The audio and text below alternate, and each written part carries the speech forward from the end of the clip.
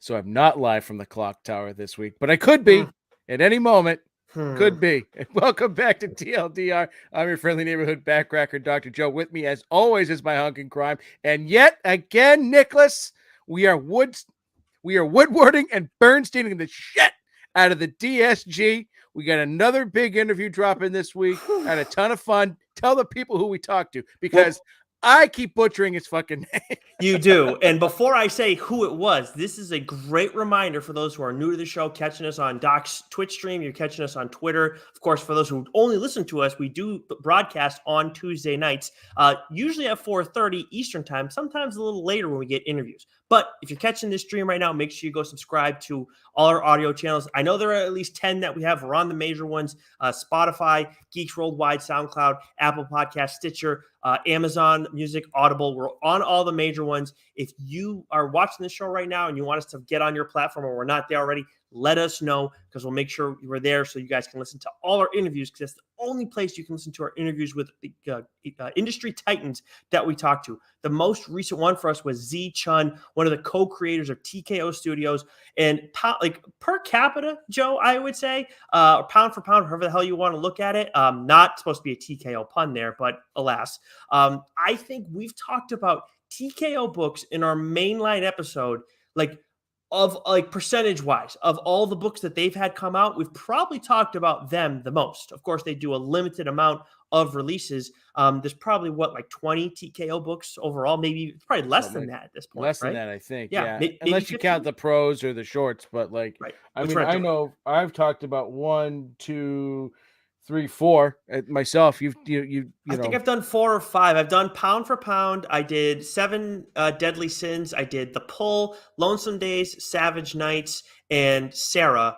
And yeah, I think that's the 5 that I've done here. And then we would have talked about we've talked about it a ton. Red Fork on Yeah. here. Oh, yeah. I counted Red Fork. Yeah, we didn't actually discuss Red Fork on the Mhm. show, but yeah, we've we've done a ton. We love it. And one of the things we talked about is that we love that they just sort of put their stuff out as one big trade paperback. Mhm. But you can't buy single issues in the box set, which is really nice. So check them out. TKO Studios. The interview with Z is going to drop later this week. We had a ton of fun. It was a really great interview, and you forgot one social, Nick. I did. Or 2. We're on YouTube. You didn't mention YouTube. Mm. And if you keep popping your top, we're going to have to be on OnlyFans.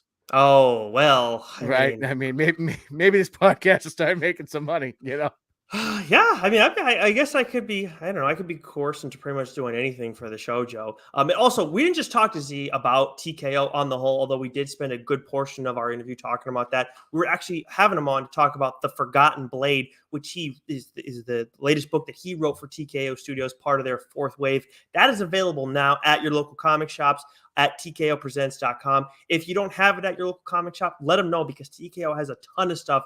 You guys are not going to be disappointed. And for those, I know we have listeners that I've talked to who like the trade way. I know, like our buddy Rich Keefe over on #Dork likes to pick up trades more so than doing monthlies. I get it. We as consumers have changed, and as you get older, you don't want to do this monthly stuff. TKO, you don't have to do that at all. So definitely worth your while. Some awesome stories. Some heavy hitters have written stuff over there. New creators as well too.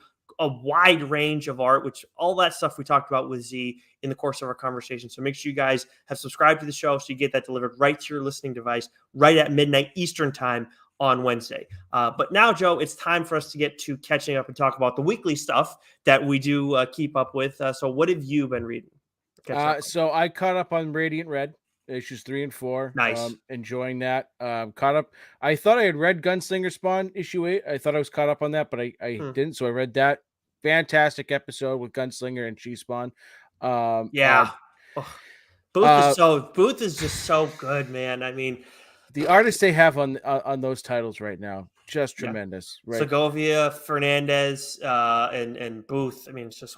I'm gonna throw this out there. I know it's early. We're only halfway through the year, but when we get to our 3rd, oh shit, what do we call it again? Annual.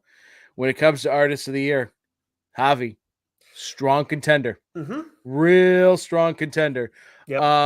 But I caught up. I finally read the last issue of the last book you'll ever read. it was a really great series. I think I was expecting a little bit more Mhm. from the finale, but knowing that Cullen has plans on wanting to sort of revisit this world, it makes a little bit of sense. But Mhm. it was a great series, start to finish, no doubt. But I think because it had been so like, whoom, 0 to 1,000, and then we kind of get that ending there. But as a whole, enjoyed it. And then a book that I'm back in on, like full pants tent city. It's it this it, I couldn't be any more in on right now is Department of Truth. You know what, Joe? I don't have anything for catching up this week because I was away at my brother's bachelor party and I'm running the show over there, so I didn't get to have much time to relax. And even when I did, kind of just wanted to sleep. I couldn't really read, and I was also reading The Forgotten Blade to talk with Z about it. So I didn't do any catching up. Let's go right into what's new now, and let's start with Department of Truth since that when with image right off the top. Yeah, so Department of Truth for me, I mean, there was a real lull for me in this book, and I think it was mostly that third arc where it came out hotter than a pistol. Right, each the first few issues were sort of these contained stories of going out and sort of investigating different conspiracy theories and things like that. The first two arcs was great.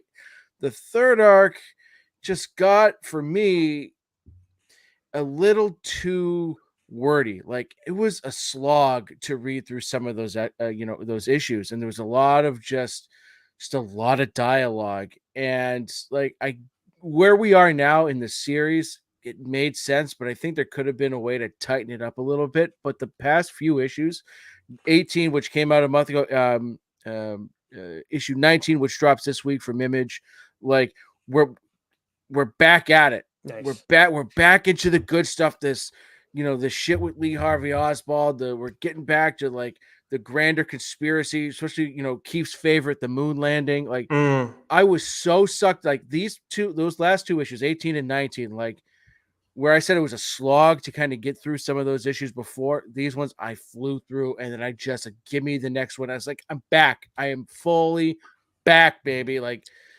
it's so good. So good. Martin Simmons' art is just wild. It's unlike anything, that we're reading now. And you combine that with, with Tynan's, storytelling, like they're back, like just clicking on all cylinders again. So I'm so thrilled to have that series suck me back in again. So I know Tynan is one of those guys who would like to get on the show at some point. Until then, we're gonna have to keep settling for Tynan knockoffs like Chip Zdarsky on the show. But I think when we talk to him, we got to find a way to ask him what was going on in like the period where he was writing those two books. Like I gotta imagine that was part of the time where he's kind of getting out of DC and figuring out what he wants to do with Substack.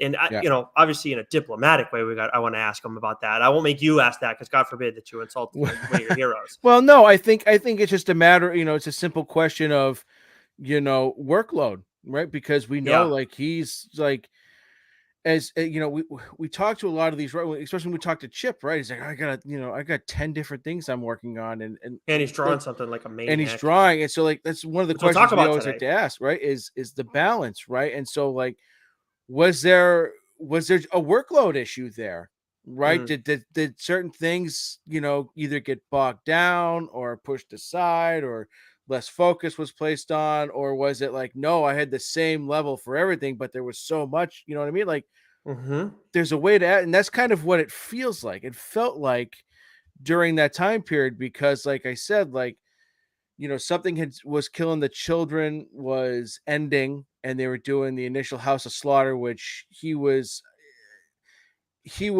on the writing team, but I don't think he was the primary Right. writer. Like Joker, which I had been loving, had gone through this weird little lull, right? Nice House on the Lake had taken a hike. So there was like this, as my voice cracks, this little period of time where like it seemed like you could tell he was getting stretched a little thin, but now, right, things are getting reined Yep. back in again, and there's a noticeable difference. And like for me as a reader, I can see it because like I'm that much more engrossed and that much more engaged in the stories than like I would never let a tiny book like fall behind.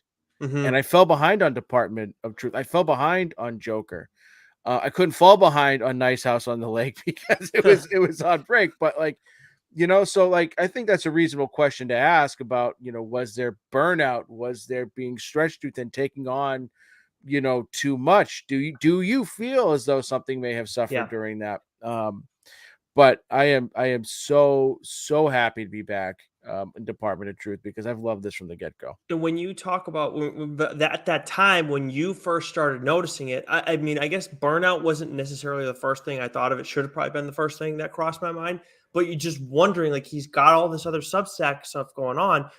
Does that mean like he's not prioritizing things enough? I know that was something we kind of talked about, but burnout seems to be more of the case. And honestly, like hopefully, I would imagine it's a learning experience for him and then for you as a reader. And also, I read the first arc of Department of Truth. I don't know if I talked about it yet in one of our trades, but Trades. I think I was going to, but I ended up not because of the doubts that you were having, and I only read the first arc, so I didn't want to. Oh, gotcha. So maybe I'll read. I'll try and catch up ahead of our next trade, which will probably be in 2025, Yeah, right at around this rate.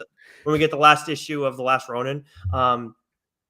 But anyways, it's really like what I'm hearing now is like, okay, it was just a phase. It was just a point in his life that he was going through a lot of chaos right now. And of course, I want to hear from him at some point what it actually was. Hopefully we do get to talk to him. But based on just what you're reading right now, like it sounds like he's kind of out of it. He's out of the woods right now. And he's rolling again. So that's awesome. Well, Chip had sort of mentioned something too, like when he signed his Substack deal, like in the contract, it wasn't like, oh, we're signing this deal with Substack and we're just going to start producing stuff here. It did sort of sound like, okay, like there are deadlines to it. Like I know like a lot of the writers were talking about like, oh, we can work at our own pace. We can create the content that we want. But I'm wondering like, were there details, with the Substack stuff that you had to prioritize it over other things, even though Mm. you had other fingers and other pies with different studios. But we digress. Department of Truth, like I am all back in, and the last two issues were just fantastic. Well, speaking of one of your guys, going back to your other guy who just started a new series with Image Comics. Of course, we had him on recently to talk about it. That, along with Batman and Daredevil, Chip Zdarsky is writing and drawing public domain. We talked to him about this a little bit on the show, Joe. It's been a week, so we read this one a couple weeks ago, and this is very like it's inside baseball. Like we hear Scott Snyder has said it with us before. I feel like Sean has said it before. And I don't know if Chip used those exact words, but it's very like if you like the comic book industry and also if you care about the comic book movies and everything like that, this is something that you're going to be interested in. I think even like someone like Wes, who's only read a couple comics when he did for Change My Mind at one point, I think he could enjoy this based on at least the first issue. I know you've read the first 3 issues through his Substack, but really awesome start regardless. Yeah, because he's, you know, I wouldn't say he's poking fun at the industry, but like you said, he is. He's giving you sort of some of that inside baseball, and he talked about the first time we had him on, like, if a Marvel writer wrote a run for a particular character, and it gets they use like the premise of that for a movie or a show, Marvel just cuts the person or the writer a check for like $5,000. It's Mm-hmm. nothing. It's a pittance, right? And so like you get that, right? Well, considering it's $1 billion Yeah, I fucking agree. movie, right? I agree. I'm agreeing with you. I'm not laughing at you. It's Oh, just I thought you were scoffing, like that's Scrooge fair. McDuck over here. I do usually scoff at you. That's fair. But like, so like he writes that into like this character, in this book, because it revolves around a comic property that has been franchised in multiple movies, and the artist and the writer like hate each other's. It's really fascinating, Mm-hmm. and it's got that great Zdarsky humor to it, but it's also got that great Zdarsky insight to it. Like, Yeah. and so it's a phenomenal story. Definitely go out and pick out Public Domain #1. Yeah, this is going to be. I think this is going to be like a really sneaky one that does really well, just because Yeah. it's like it's in for those who like who don't. I don't know. It's not like a normal superhero book. Like it just feels like a story. It just Yeah. it's like this could be told in prose, but it's a story about comics and the comic book industry and comic book movies. So like we're going to tell it in comic book form. Yeah. And Chip gave some interesting insight in that in our conversation with him. So make sure you guys go back and check that one out if you haven't already. I actually might go re-listen to it, mainly because he gets pissed at both of us in the course of the conversation. That's what really gets me going. But yeah, that was some fun stuff, and Public Domain was awesome. Of course, more awesome stuff from Chip Zdarsky. Can't wait for his Batman run to start in his new Daredevil shit to come out. As for Image, the rest of the stuff that came out from this week, of course, we have Discourse issue 7 from friend of the show, Sean Lewis. We got What's the Furthest Place from Here issue 7, Monstrous 41. I know I talked about 8 Billion Genies issue 2 a while back on this show, but it seems like there was printing issues or whatever, because that is actually supposed to be out this week. We have Image issue 3, the anthology series that they're doing. And then we got Ghost Cage issue 3, which I thought about giving this a look, but I haven't seen a whole lot of buzz, so I'm not certain. It's not something that jumped out right away. And then Sins of the Black Flamingo issue 1, which neither of us have given a look yet, but maybe, I'm not sure yet. But then there's also A Righteous Thirst for Vengeance issue 9, which has been one of our favorite series, one of the easiest series to read. Yeah. Maybe ever in the history of comics or the history of literature, I would say. This was an odd one though. Like it's like it was, because I don't really know what happened. Like, yeah, you know what I mean? Like it's funny because basically what the issue is, it's just a day in a life. Mm-hmm. And the two characters, essentially the two main characters at this point are just having a day, having a day at the beach. And then all of a sudden, like there's one moment, like it's funny because I wouldn't even say as you're reading it, because there's not a lot of that. As you're enjoying it and taking it all in, like at the back of your mind, you're like, it's too good, it's too good, it's too good. Something bad's gonna happen, because that's what's been happening. Yeah. And then just the way it ends, you're like, what the fuck? Yeah. And it's an odd ending, but again, that's what this story has been. It's been like, what the fuck is going on? Yep. I love it. Yep. I need it. I need that next issue now. And it's like nothing violent or anything happens. It's just like, huh?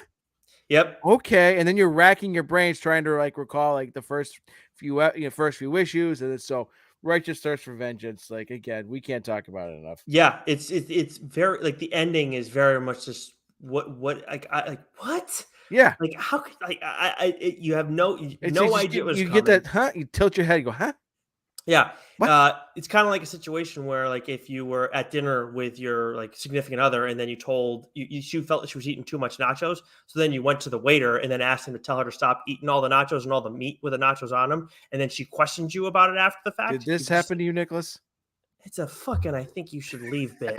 Come on, dude. Come on. You gotta be shitting me. I was so oddly specific. I was trying to throw you under the bus. No, you didn't get my reference, and that's really fucking disappointing. But anyways, so yeah, like at the end of it though, like I think you put it very well, Joe, where you read it and it's just like, what the fuck just happened? And I know we're getting this one in review copy form, so we can get it without necessarily having to go buy it, which we do plenty of times still. With single issues or with trades, but this is one where it's like you still get that cliffhanger at the end, and it's like I still want to fucking read the next issue. Like I'm still like, what the fuck just happened? I need answers.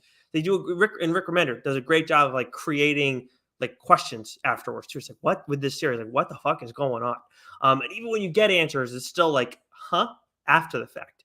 As for Marvel this week, no books that we necessarily wanted to highlight, but of course you're reading Darth Vader issue 24 is out this week. Sabretooth issue 4, we're both reading that, is out this week. Like that has been out in a long time. Sabretooth? Yeah. Yeah, Marvel has a fuck ton of stuff. They have like, there's no shortage of Marvel books. I know like it's every once in a while we get a slow week from them, but even then, there's not a whole lot of books we wanted to highlight here. They had 19 books come out this week. I only give a shit about 2 of them. Yep. She-Hulk issue 4, X-Men Red 4, which I am reading that one as well. But I think I'm behind on that. I haven't read 3. Avengers 57, X-Force 29, Obi-Wan 2, which, by the way, what's your, do you have a final grade for the show after the fact? I don't know. Putting you on the spot here. I figured you have feelings. What are we grading the show out of? I do it out of 100, like the change my mind 100? scale. We don't do grades here. I'll give it a 65. Wow. What'd you give 70? Boba Fett? What'd you give Boba Fett? Oh, I didn't even fucking finish Boba Fett. I know all the cool stuff happened at the end. Like, but It did. Yes. I just didn't bother. Like, Okay. I don't That's fair. know, I can the understand that. Obi-Wan Vader stuff. Like, make it a fucking Vader show. If the best part of the show is going to be Vader and not, I hated the story. There You was hated Leia. You hate Leia. Leia. She fucking stinks, man. Like, You stink. no, she stinks. The whole show stinks. If we're being honest, just Well, okay. yeah, stinks. Okay. If you Yeah, want to hear my thoughts on it, make sure you go listen to the latest episode of Change My Mind. We talked about that in, I believe, what's in trending now, which is like our version of what's new over there. As for the rest of Marvel, we got Venom, Lethal Protector, issue 3, Iron Man, Hellcat, issue 1, which of course we're all been waiting for that series. Dr. Aphra, issue 21, Spider-Man 2099, Exodus 2, Han and Chewie, issue 3, Wolverine Patch, issue 3, which I read the first one and I did not care for it. I don't know if I said I was going to read the second one just to see how bad it was.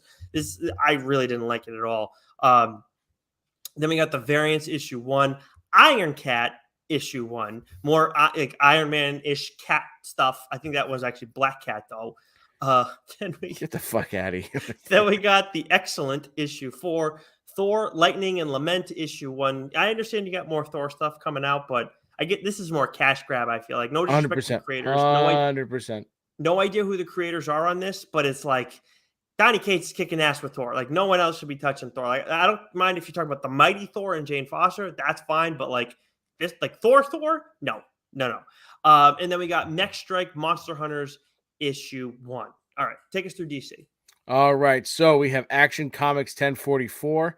We have the Swamp Thing number 14, Harley Quinn number 16, Task Force Z number 9, Deathstroke Inc. number 10, DC vs. Vampires Killers number 1, Batman Fortress number 2, It's Raining Aquaman number 5, and then fucking finally, Nicholas, fucking finally, Batcat 12. It's finally fucking over. I can't believe it took this long. Are you going to go back? And No, check it I'm out? not. And it still really fucking grinds my gears that like a majority of this fucking book had this like Christmas theme through it, and it's ending in fucking June. Like you're gonna write a fucking Christmas story, have it go December to December for fuck's sake. And apparently they're they're getting married. Tom King finally gets to tell his fucking Batcat wedding. Fuck out of here.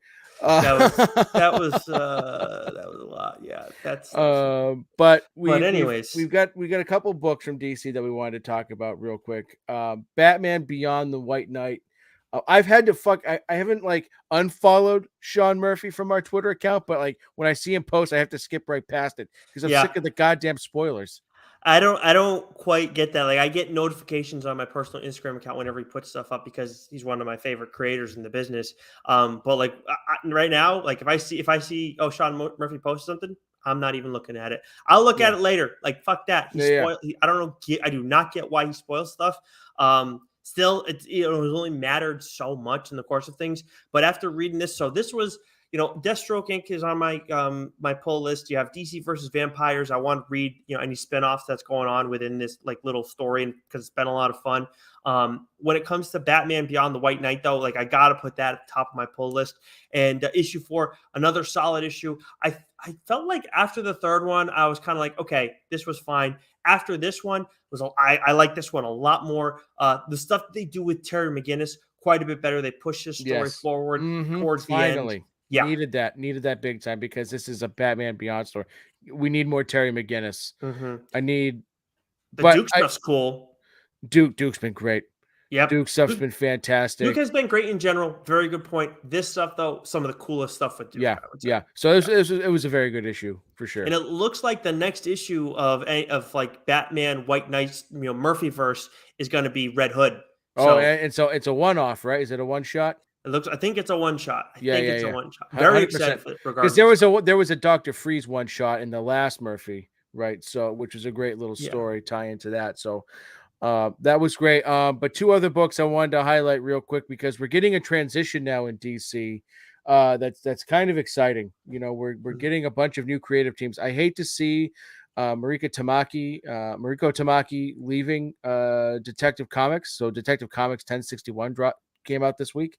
Because I've just been enjoying her storytelling for the past year, with Future State, So you good in know, Future State. Oh right. my God, that was awesome stuff. And Her then and Dan just, Mora. Ugh. oh, it was fantastic. And Moore had been on Detective Comics for a long time, and now he left so he could do Batman, Superman, World's Finest.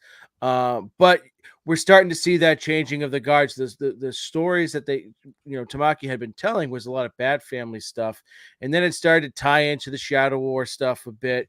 We know that the mainline Batman is switching creative teams, and then Robin. All these things have sort of been tied in. So with Detective Comics, we're going from Mariko Tamaki to Ram V and Cy Spurrier, who I think is Mm-hmm. writing the backup story to that. So that's going to be, because I was all ready to, okay, Tamaki's leaving Detective Comics, so am I. And then I say, oh, it's Ram V. Oh, it's Cy Spurrier. So now I'm interested, but I'm also curious Yeah. to see how it goes, right? Right. And to Of see course.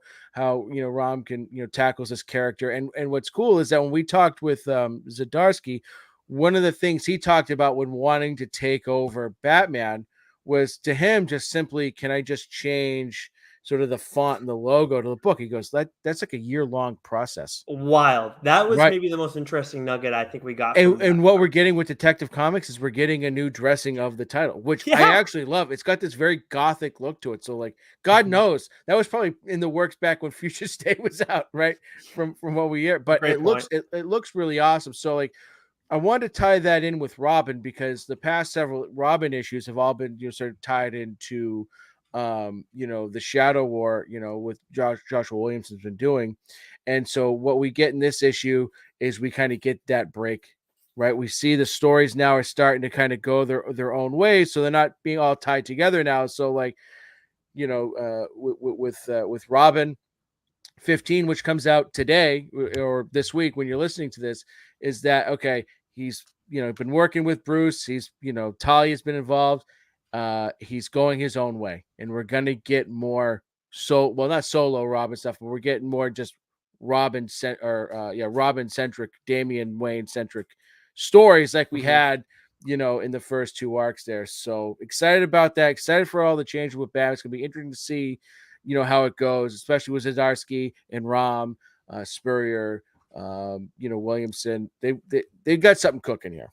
Yeah, they do. I'm happy for Robin is a book that I'm definitely gonna take a look at because the art in that series has been like it feels um like Teen Titans. Like I don't know if it was the original Teen Titans or the second Teen Titans that Cartoon Network show that they had. It Yeah, feels like similar to that, but also like not quite that like anime-ish. yeah, So I definitely want to check that out at some point. Obviously, you talked about it on the show. Didn't need to do much to sell me on it, but of course, an awesome series from Williamson.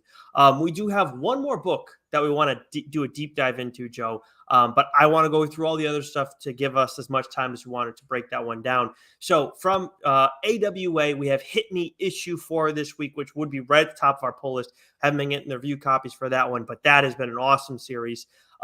We did both read Mindset issue 1. Didn't realize that was this week that it was out. yeah, And it was all right. Like yeah. We talked about it last week. We don't need to go did, over it again. It was okay. just Yeah. it, Um, it, it was excessively wordy and yeah.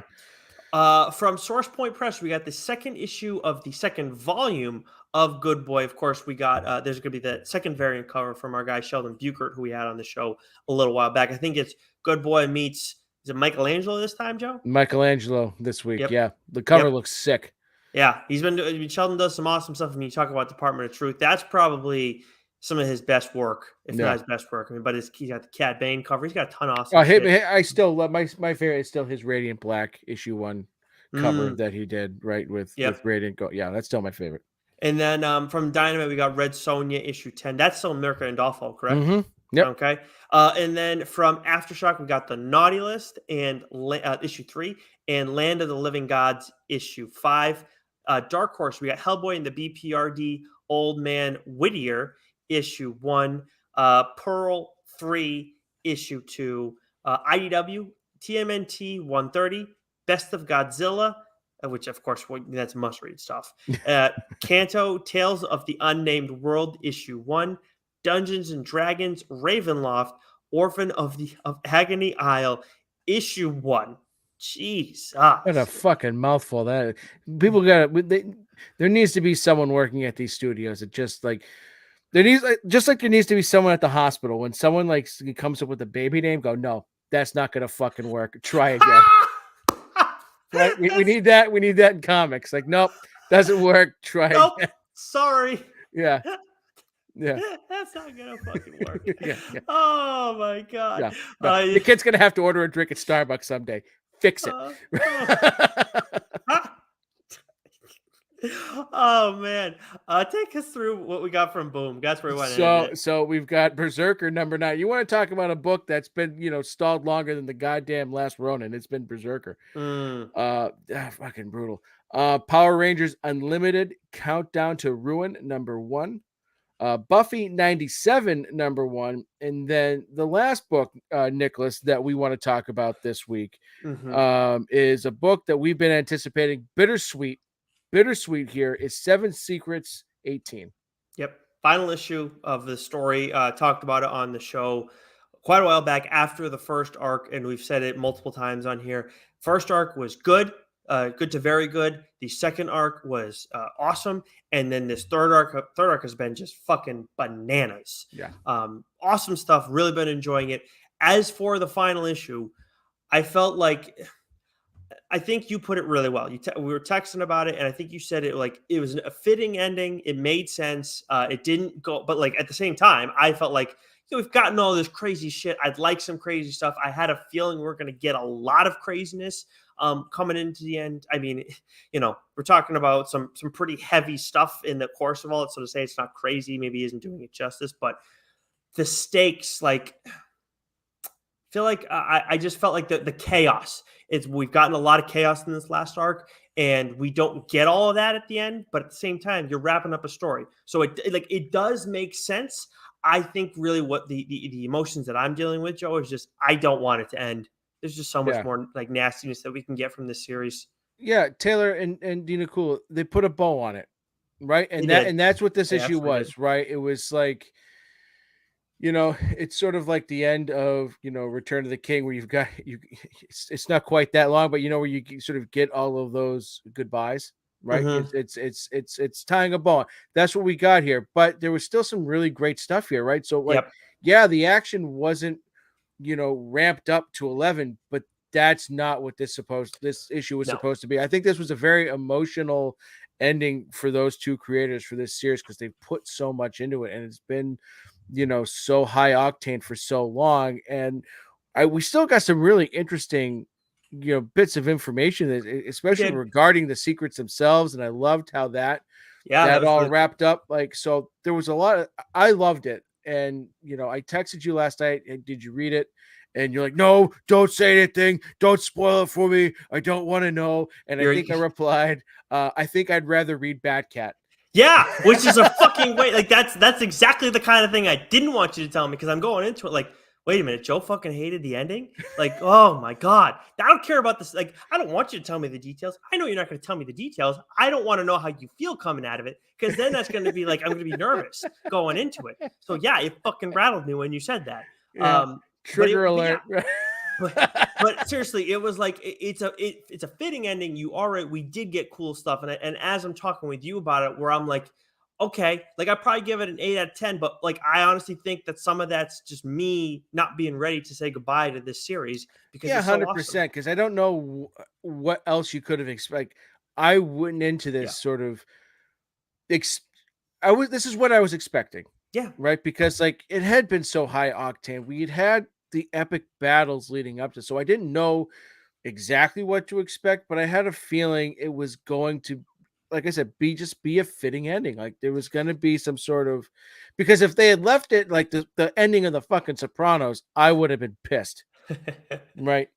Sure. And maybe there would have been, in Tom Taylor fashion, maybe someone would have died, or who knows what would have happened. Right. You don't know what to expect.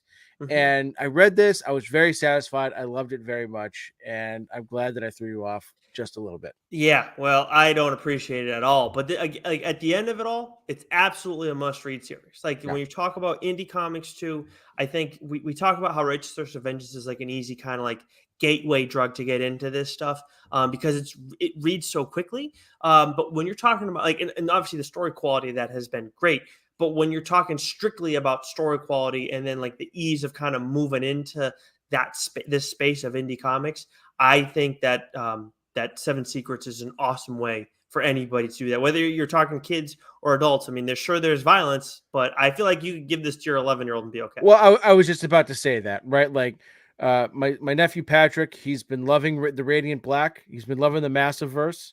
Hmm. He's been loving the Murphy Verse, and I'm gonna give him this. Nice. What I'm gonna do is I'm gonna wait until the trades are out for this, and I'm gonna give him the trades. He's gonna absolutely love it because I Yeah. think this is like he's right at that age, and this is that type of story where, yeah, maybe it's a little bit more violent, than some of those other books I talked about, but it's not like it's grotesque. It's not vicious. It's not Philadelphia, right? It's not. Kid read freaking Batman Who Laughs miniseries. He can read this shit. that is fucking truth right there. But like, Yep. I like for that, like, if I was his age and someone handed me this, I'd be fucking stoked, Mm. right? It's a You are book making that a you're making a case for Uncle of the Year if you didn't already get it last year. damn right I Mhm. am. But Seven Secrets, man, we've talked Yep. about it. We Pick it love it. up, go read it, and Joe. At the end of all this, that Seven Secrets. I mean, I don't remember what I said when we talked about it. I forget what issue it was of TLDR that we talked about it, but I think this movie or TV show is the question that I'm kind of wrestling with right now. Like, if you were doing a show, it would have to be there'd have to be some significant changes, or you'd have to do it as a limited series, and be like it's only going to be Yeah. 3 or 2 seasons long. No, knowing how it ends and the totality of it, it's got to be a movie, right? Mhm. Because there's stuff that you But you can can't just do pair. that in one movie, though, right? Well, you could. I think you Hmm. could. Like 18 issues, like that's a lot, but there's a way to turn this into a 2.5 hour movie. Two and a Two and half a half, hours. You could. 2.5 hours, I think would be the sweet because you can tell that story in that time frame. I think You might be able to because do it that too. Yeah. because it is fast paced. You can there's some stuff that you could pare down to make it and adapt it for it and have it just be kick ass because the Yep. timeline in this right really isn't all that long. It's not like this takes place over a real prolonged period of time. There's flashback stuff. There's some origin stuff that you could but like really the meat of this story doesn't take it's you Yeah. could what I mean? You could probably do this in 2.5 and be fine. You might be able to do it in two. The only thing is the fairy world stuff. You don't want to rush any of that, just because of how important it ends up becoming a little bit later on. But I feel like that's something that if you just did it in 2 hours, it can get glossed over easily. But yeah, Yeah, I yeah, think at the end of it all, you're right. Like make it a movie. Things are going to move at kind of a breakneck pace, but it's going to be awesome. There's a lot of action, and this could be a cool, like an easy PG-13 movie. You can do Uh, the fairy world stuff either through flashbacks or dream sequences or like him trying. You mhm. know what I mean? Like Yeah. there's a way to do it where And it I think works. anybody can end up enjoying it too. And Yeah, I feel like in that sense, you get this ending there. Like for me, it's just it would feel like a little bit more like okay, makes perfect. Like it all tracks and it all makes yeah. sense. Whereas I just don't want to be out of the Seven Secrets world yet because there's just it's And such that's a why I fucking said good it's stuff. bittersweet, because we don't want to see it end, but Yep. absolutely fantastic. Definitely the case. Oh, we did have some couple questions in the chat that I missed as we were going along through things, Joe. We had a question here about the Department of Truth. If you wanted to address this, is the Department of Truth something that is episodic or story driven narrative?